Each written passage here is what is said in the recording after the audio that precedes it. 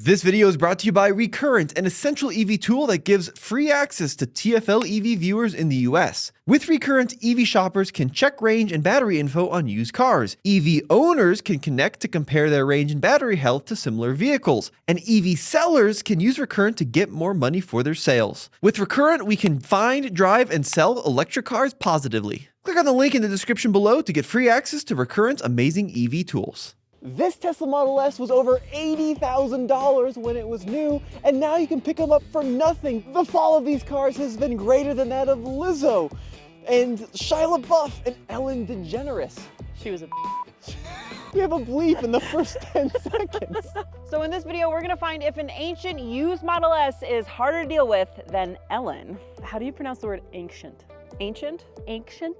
Ancient. How do you pronounce? Like I'm not putting like ancient. no. This isn't just any Tesla Model S, this is our Tesla Model S. We just bought this car for $13,000. It's a 2014 and it's hiding a pretty big secret. But first and foremost, we need a name. What are you thinking, Mary? It's kind of silver foxy. Either Clooney for our man George. John. His name is George. George. Good try. You can call him Clooney. I like Clooney. How do you spell Clooney? God.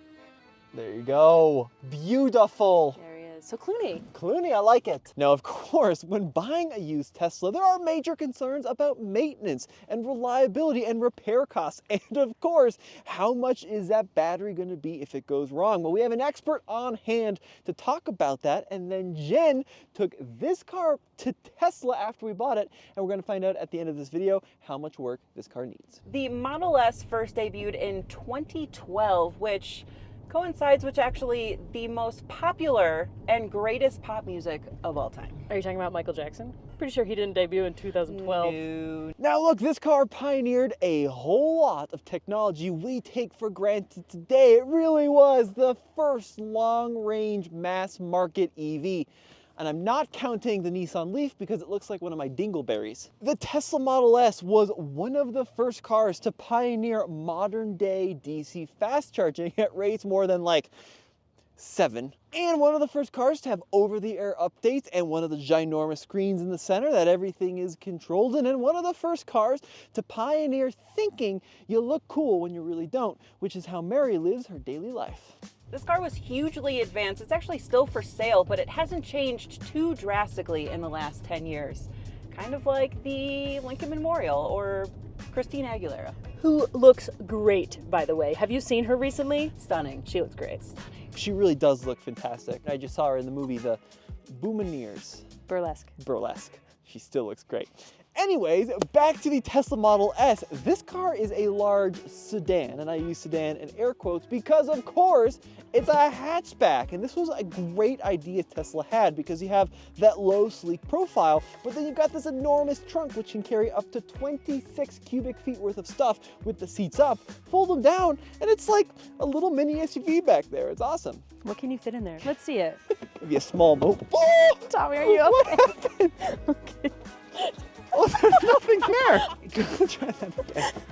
It's also still pretty quick. It's got 362 horsepower, 0 to 60 in 5.2 seconds.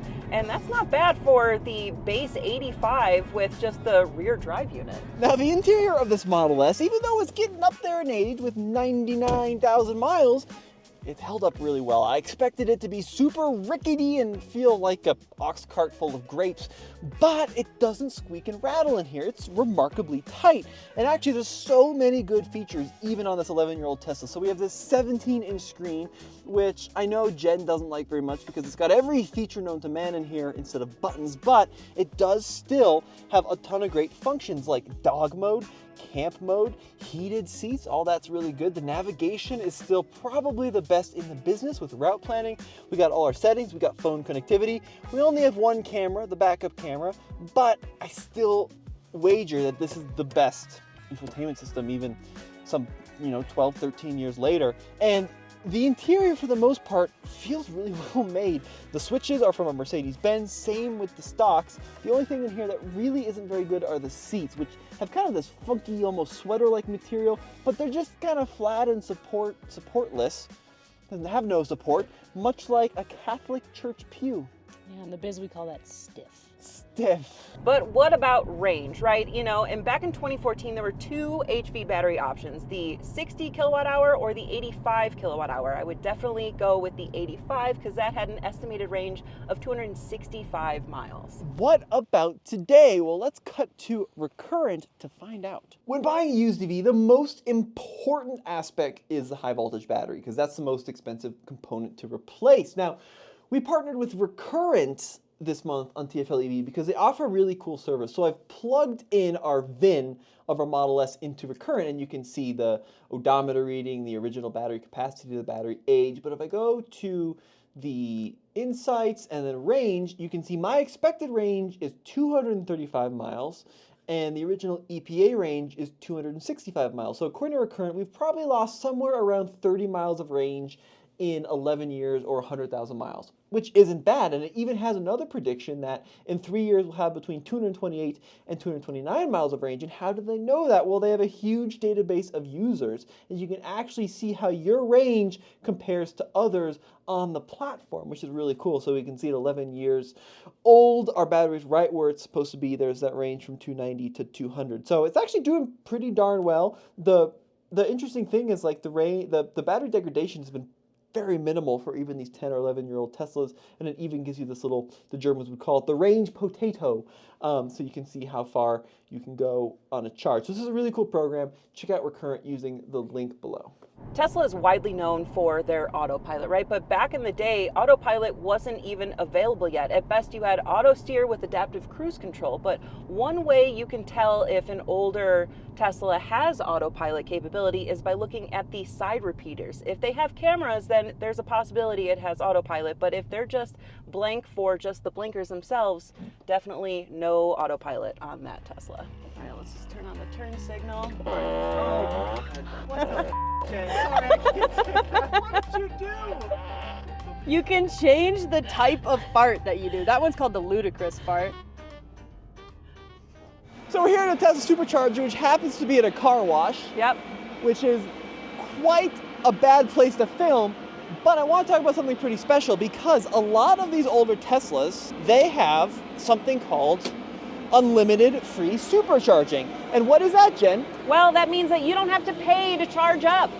That's right. So in order to sell a lot of these early cars, Tesla marketed these as being able to charge on superchargers for free. Now they got rid of it shortly after it was introduced, or at least a couple years after it was introduced. And then a couple years after introduction, Tesla ended up killing it.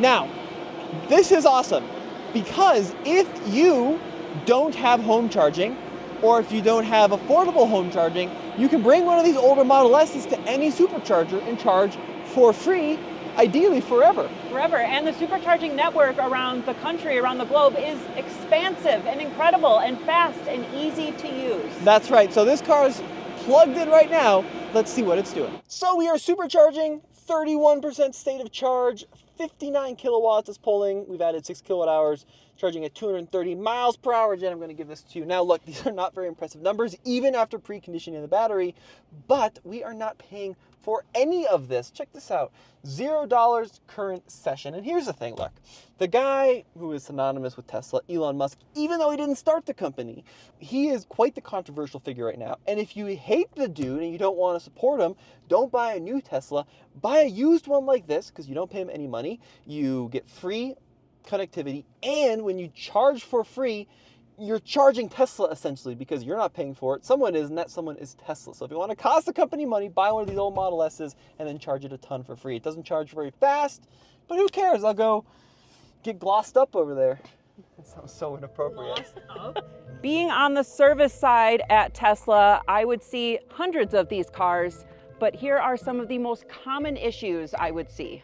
Door handles. Whether they don't want to pop out at all, or sometimes they pop out, but you couldn't open the door. That could be up to a $500 fix. These screens, both the touch screen and the cluster, can start to delaminate, and that is because the adhesive they used back then wasn't all that great, and it would start to delaminate, and you can see on ours it's starting to do that. And after that, it'll bubble up, and then even worse, it'll start to ooze out the bottom of the screen, which is not the greatest thing to happen. Another huge common problem would be the drive unit failures, and because they're not serviceable, you tend to have to replace the entire drive unit, which can still be around $6,000. Where's the drive unit? It's going to be located under here, especially for this one, which is just a rear drive unit. But if you have dual motor, you'll find another one up front. Can we see it? No. Now, the number one problem that people are going to be worried about is the HV battery. Now, that is located at the bottom of the car in between both of the axles to keep the weight of gravity very low, the center of gravity. But those are also not serviceable. And those will have to be shipped back and you get a refurbished one that's installed, but that can also cost between $15,000 and $20,000 depending on what battery size you have. Another issue with how heavy these vehicles are is suspension can start to diminish. Now, you'll see things like torn or blown out bushings, even cracked control arms. And that's, like I said, because it's so heavy, so it's flexing so much and it's just giving out. A lot of times I see suspension issues can cost up to over $6,000.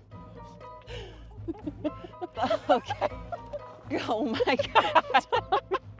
What is this car like to drive? How bad is it really? Because a lot of people say, look, Teslas are kind of like refrigerators.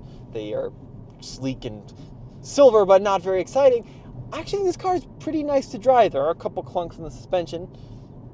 You know, because it is a 100,000-mile Tesla, but actually it's kind of fun. Like the steering is pretty engaging and it's really quiet and it doesn't really squeak or rattle and it's a comfortable car. My butthole is on fire right now. But genuinely, this car is really pretty quick and fun, and if you wanted one even quicker, you could of course get the P85 or the P85D or the P90 or the P100D or the, Mary, what's the fastest one called? Zoom. The P-Zoom! You heard it here first. No, it's called the Plaid.